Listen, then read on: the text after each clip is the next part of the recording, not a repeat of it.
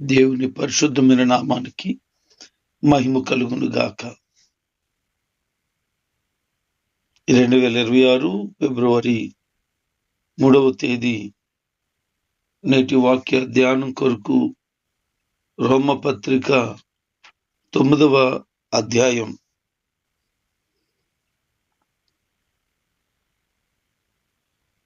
నేను క్రీస్తుని పోలి నడుచుకున్న ప్రకారం మీరు నన్ను పోలి నడుచుకోండి అని చెప్పిన పౌలు గారు ఆయన ఆత్మ సంబంధమైన ఎదుగుదల దేవుని ప్రజల కోసం పడుతున్న ప్రయాస, దేవుని కోసం ఆయన కలిగిన ఆరాటం, ఆత్మల పట్ల భారం ఈ అధ్యాయంలో మనకు కనబడుతుంది. మానవుల కోసం దేవుడు సిద్ధం చేసినటువంటి రక్షణ భాగ్యం ఎంత గొప్పదో ఇప్పటి వరకు వివరించాడు. 9, 10, 11 అధ్యాయాల్లో దేవుని చేత ఎన్నుకోబడిన జనాంగము ఇశ్రాయేలు వారు క్రీస్తుకి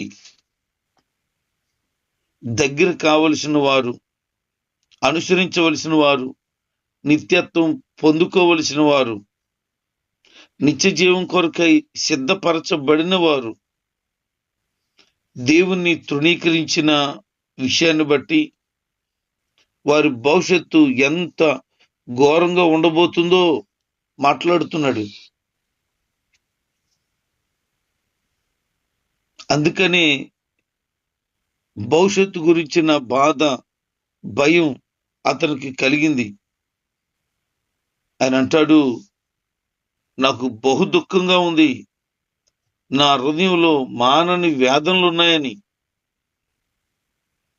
అతనుకున్న దుఃఖం వివాహం చేసుకుని భార్య వలనో, పిల్లల వలనో, శరీరంలో ఉన్న రోగం వలనో కాదు. హృదయంలో కలిగినటువంటి వేదన అనేక అప్పులు చేసి అనేక మంది చేత మాటలు పడుతుండడం వల్ల కాదు. ఆయన అనుగ్రహించినటువంటి రక్షణ యోధా జాతి మొత్తం తృణీకరించి క్రీస్తుని వద్దని చెప్పేశారు. అందుకే బాధపడుతూ నా స్వజనం అనేటువంటి యూదులు యేసుక్రీస్తుని రక్షకుడిగా అంగీకరించకుండా ఆయనకి వేరే బ్రతుకుతూ ఉన్నారు. కాబట్టి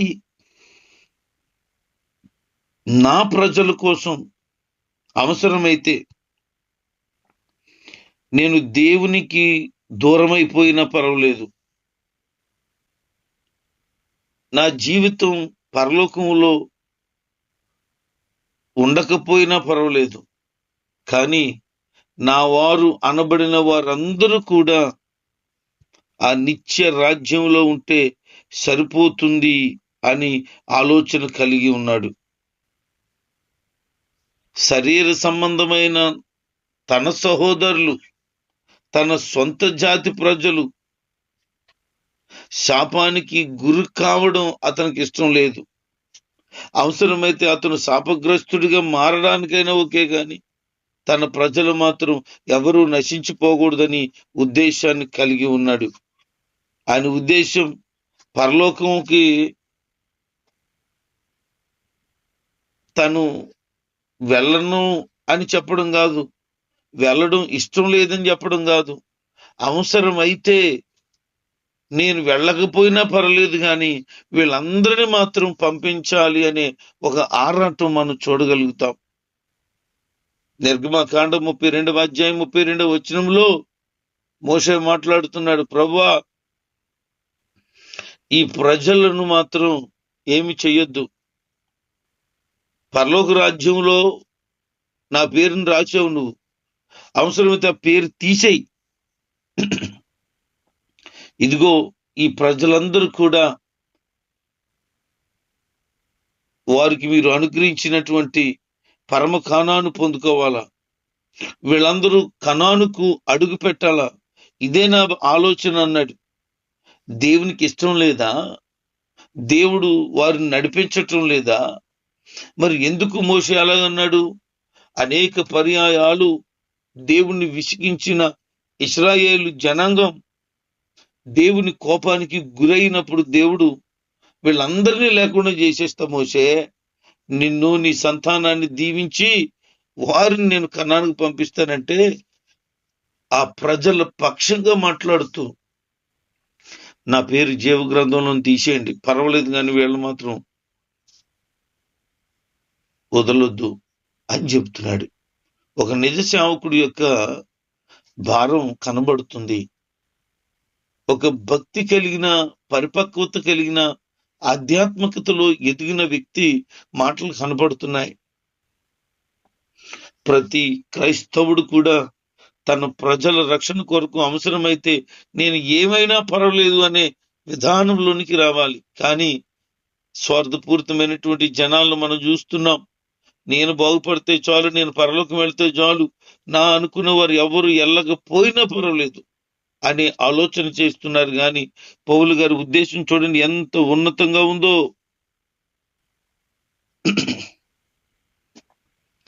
శరీర సంబంధమైనటువంటి ఇశ్రాయేలీలు ఆత్మ సంబంధమైన ఇశ్రాయేలీలు కారు. అందుకే ఆత్మ సంబంధమైన ఇశ్రాయేలుగా వీరు మార్చబడాలని ఆశపడుతున్నాడు.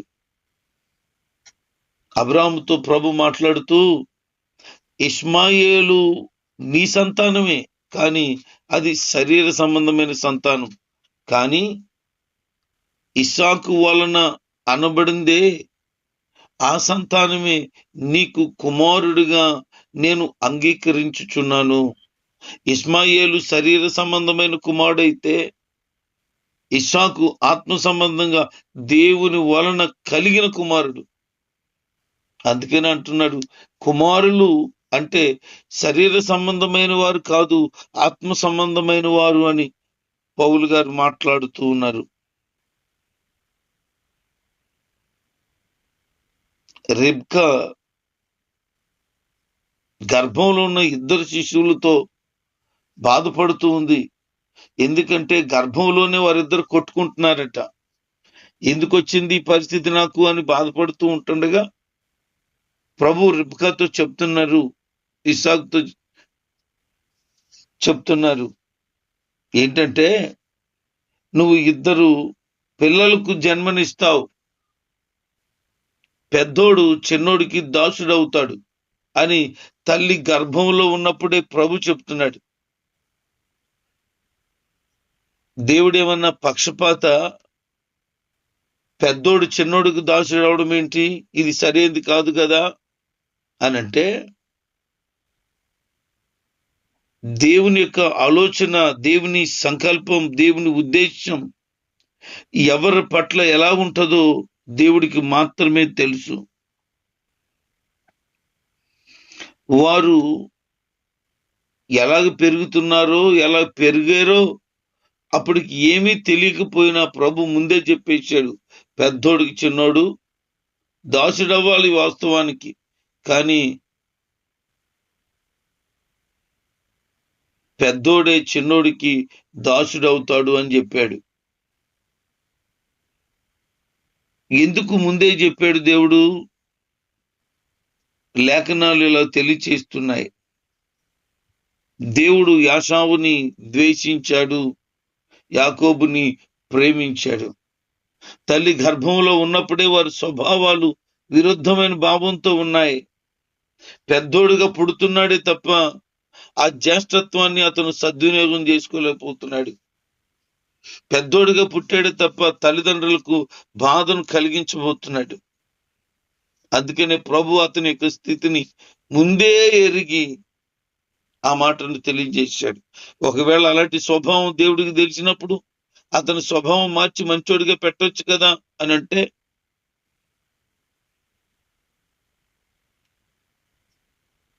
అది దేవుని ఉద్దేశం. ఆయన గురించి మనం మాట్లాడడానికి సరిపోము అని చెప్తున్నాడు. అందుకనే రూపించబడింది ఉందే రూపించబడినటువంటి ఒక వస్తువు ఉందే, ఆ కుమ్మరివాడు ఒకటి ఘనతకును ఒకటి ఘనహీనతకు మారుస్తాడు. ఘనమైన దాని గురించి అందరూ చెప్పుకుంటారు, ఘనహీనత కలిగిన దాని గురించి ఎవరు చెప్పుకోరు. ఆ రూపించబడింది నన్ను ఎందుకు ఇలా చేసావని అడగడానికి సరిపోతుందా? సరిపోదు. అందుకే దేవుడు ఎవరిని కరుణిస్తాడో వారిని కరుణిస్తాడు. దేవుడు ఎవరి పట్ల దయ చూపుతాడో వారి పట్ల దయ చూపుతాడు. కొంతమందిని మనం అనుకుంటాం, నాకంటే చదువు తక్కువ వాడికి, నాకంటే తెలివితేటలు తక్కువ ఆ మనిషికి, కానీ నాకంటే పై పొజిషన్ లో ఉన్నారు, నేను బాగా చదువుకున్నాను, వాళ్ళు ఏమి చదవలేదు, వాళ్ళేంటి పైన ఉన్నారు, నేనేంటి కిందనున్నాను అనుకుంటారు. దేవుడు ఎవరిని కరుణించునో వారిని కరుణిస్తాడు. నేను చాలా ప్రార్థన పర్రాల్ని. ఏంటి నా జీవితం ఎప్పుడు కష్టాలు బాధలు ఉన్నాయి, వాళ్ళు ప్రార్థనకి సరిగానే రారు, మరి వాళ్ళ సంగతి ఏంటి? అంతా బాగుంది. మరి ఇప్పుడు ప్రార్థన చేస్తే మేలవుతుందా, ప్రార్థన చేయకపోతే మేలవుతుందా? భక్తిగా ఉంటే మేలవుతుందా, భక్తిగా ఉండకపోతే మేలవుతుందా? మరి ఎవరిని కరుణించునో వారిని కరుణించును అని అంటున్నారు కదా అని అంటే, బైబిల్ చెప్తున్న మాట ఏంటంటే, ఆయన కరుణించడానికి కారణాలు ఉన్నాయి. ఆయన హెచ్చించే వరకు దీన మనసు కలిగిన వారై ఆయన రెక్కల చాటున వేచి ఉండండి అని ప్రభు చెప్తున్నాడు. దీన మనసుతో ఉండమని చెప్తున్నాడు ఆయన. కానీ ఆయన హెచ్చించడానికి ముందుగానే తొందరపడిపోతూ ఉంటారు, ఆవేశపడుతుంటారు. అందుకనే దైవ కార్యాన్ని చూడలేకపోతున్నారు. నీ జీవితంలో ఏ ఏ పరిస్థితులు అనుభవిస్తూ ఉన్నా దేవుని మీద మాత్రం నింద వేయకు, దేవుణ్ణి బాధ పెట్టుకు, ఆయన గాయాలు రేపకు. ప్రభువా, నన్ను ఎందుకు ఇలా వదిలేశావు? ఈ కష్టాల జీవితం ఎంతకాలం నాకు, ఈ బాధల జీవితం ఎంతకాలం అని ఆయన ప్రశ్నించుకో. కారణం ఏంటంటే, కష్టాల్లో కూడా దేవుని స్తుతించగలగాలి. హబక్కూకు అంటాడు, శాలలో పశువులు లేకపోయినా నేను ప్రభుని స్తుతిస్తాను, గొర్రెల దొడ్లో గొర్రెలు లేకపోయినా నేను ప్రభుని స్తుతిస్తాను, నా పంటలు పండకపోయినా నేను స్తుతిస్తాను, ద్రాక్ష తోట కాయలు కాయకపోయినా నేను ప్రభుని స్తుతిస్తాను అని.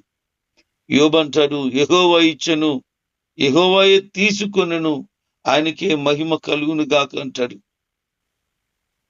భక్తి కలిగిన వారందరూ కూడా, ప్రభుని వెంబడించే వారందరూ కూడా పరిస్థితులు చూడరు, వారు కేవలం ప్రభును మాత్రమే చూస్తాడు. లాజరు భయంకరమైన కురుపులతోనూ బహు ఘోరమైనటువంటి దుర్వాసనతోనూ కుక్కలు వచ్చి నాకే స్థితిలోనూ ఉన్నాడు. కానీ అతను దేవుని ఏమి అంటలేదు, తన విశ్వాసాన్ని చివరి వరకు కాపాడుకున్నాడు. ఈరోజు ఈ మాటలు వింటున్న ప్రియ దేవుని జనాంగమా, ప్రభు నీతోనే మాట్లాడుతూ ఉన్నాడు. నీ జీవితంలో సంతోషం ఉన్నప్పుడు, నీ జీవితంలో సమృద్ధి ఉన్నప్పుడు, నీ బ్రతుకులో అన్నీ ఉన్నప్పుడు, ప్రభువా థ్యాంక్ యూ, వందనాలయ్యా అన్నావు. మరి ఈరోజు పరిస్థితి వేరేగా కనబడుతోంది. విషాదంగాను, విచారంగాను, దుఃఖంగాను, చెప్పుకోవడానికి ఏమీ లేనట్లుగాను, అనుకున్నది ఒకటి అయిపోయింది ఇంకొకటి అన్నట్లుగాను ఉంటూ ఉంటే, ఈరోజు నీ మాట ఏమై ఉండాలి? లాజరు ఏమని ప్రభుని స్తుతించగలిగాడు? ఎందుకు స్తుతించగలిగాడు? ఆరోగ్యం ఉందనా? వస్త్రాలు ఉన్నాయనా? సమృద్ధైన పరిస్థితులకు ఉన్నాయనా? ఏమీ లేవు. కానీ విశ్వాసాన్ని కాపాడుకున్నాడు. యోబుకి దేవుడు అన్ని ఇచ్చేసి అన్ని తీసేసుకుంటే ప్రభుని స్తుతించగలుగుతున్నాడు. ఎలా స్తుతించగలుగుతున్నాడు? అతనికి అవన్నీ పోవడం ఇష్టమా? అయిపోతేనే దేవుని స్తుతించగలుగుతాడా? రూపించబడినాము మనము. ఆయన సమయం వచ్చినప్పుడు ఘనతకు తీసుకువెళ్తాడు, సమయం వచ్చినప్పుడు ఘనహీనతకు కూడా తీసుకువెళ్ళగలడు ఆయన. అందుకని ఆయన హెచ్చించినట్లుగా, ఆయన గొప్ప చేయగలిగినట్లుగా, ఆయన రెక్కల దగ్గర, బలిష్టమైనటువంటి రెక్కల దగ్గర దీన మనసు కలిగి ఉండాలి.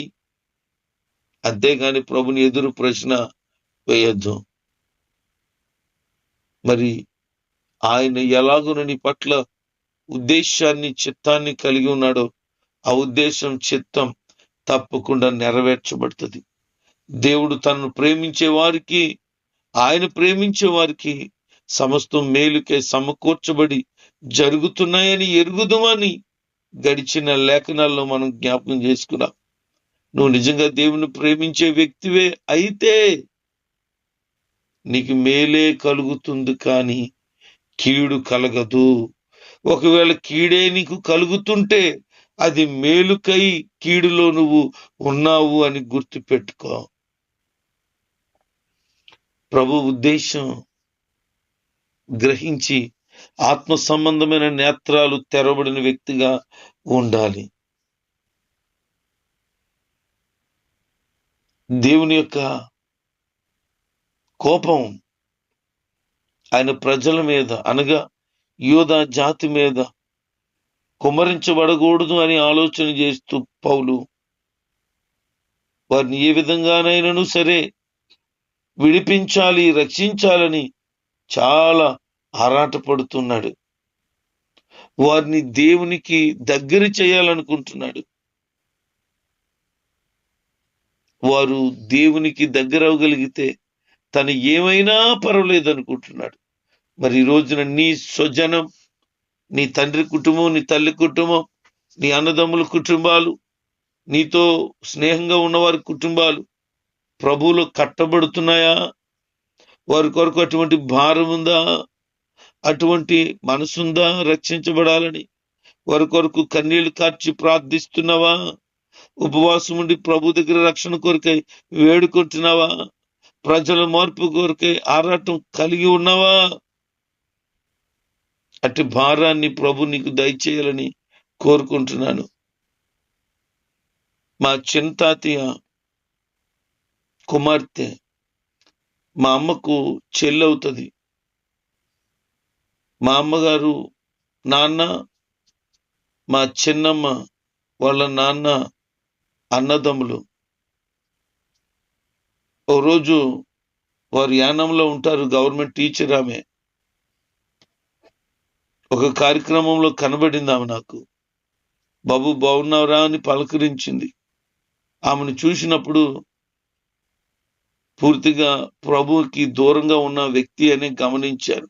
ఆమె వస్త్రధారణ, ఆమె యొక్క విధానం నాకు అర్థమైంది. అప్పుడు మా అమ్మగారిని అడిగాను, అమ్మా చిన్నమ్మ ప్రభుని తెలుసుకోలేదా అన్నాను. లేదురా, ఆమె లోకంలోనే ఉంది అంది.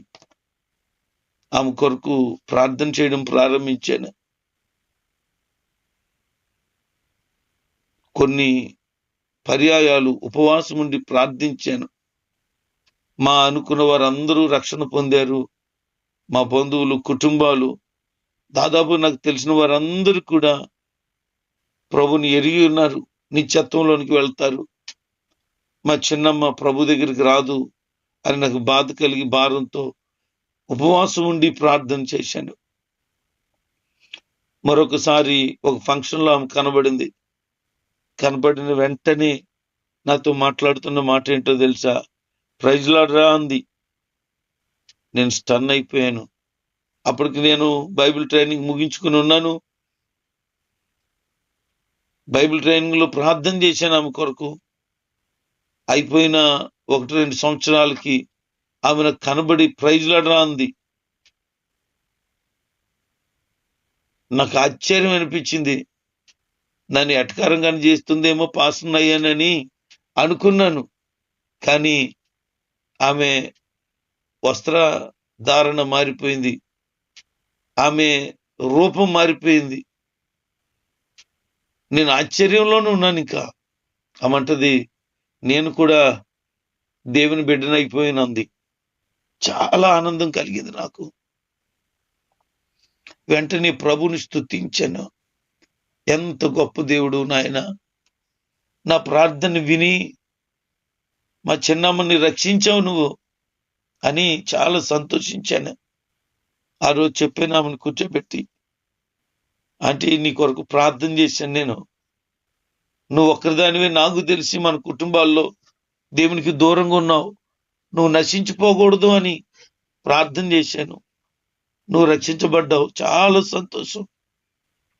అసలు ఎలాగ రక్షించబడ్డావని ఆమెను అడిగితే ఆమె తన జీవితంలో జరిగిన ఒక భయంకరమైన బాధాకరమైన పరిస్థితి వివరించి చెప్పింది. ఆ సంఘటన బట్టి నేను ప్రభుని తెలుసుకున్నానంది. ఏ విధం చేతనైతేనేమి నా ప్రభుని తెలుసుకోగలిగింది, అందుకంటే నాకు సంతోషం మరొకటి లేదు అని. మా చిన్న మేనమామ యేసు ప్రభు అంటే ఇష్టమే, కానీ మందిరానికి వెళ్ళేవాడు కాదు.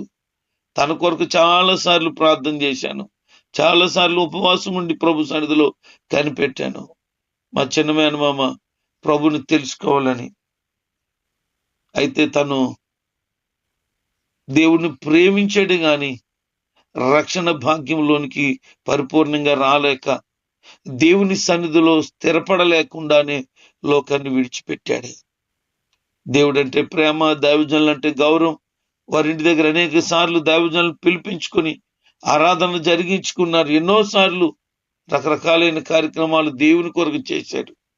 కానీ పరిపూర్ణంగా దేవుని మందిరానికి వెళ్ళిన అనుభవం లేదు అతనికి. చాలా బాధ అనిపించింది ఆయన కోల్పోయినప్పుడు. పరిపూర్ణంగా దేవుల్లో ఉంటే బాగుండు కదా అని ఆశ కలిగింది. ఈ రోజున నా అనుకున్న వారందరూ కూడా ప్రభుని తెలుసుకోగలిగితే ఎంత బాగుంటుంది. ఆ ఆశతో నీవు ఉన్నావా? పౌలదే అంటారు, నా ప్రజల కోసం, నా స్వజనం కోసం నేను దేవునికి దూరమైన పర్లేదు, వాళ్ళందరి దగ్గర అయితే అంటాడు. ఏమి గొప్ప మనసు అండి. ఈ రోజున అట్టి మనసును ప్రతి ఒక్కరు కలిగి ఉంటే అనేక ఆత్మలు ప్రభు దగ్గరికి రాగలుగుతాయి, ఆయనకు సొంతం అవ్వగలుగుతారు.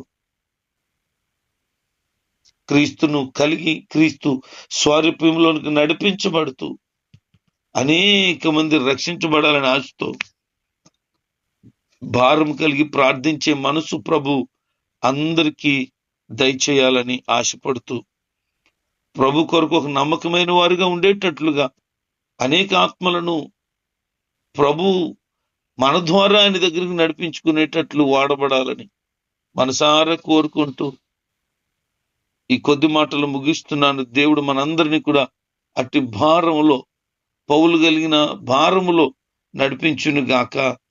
ఆమేన్.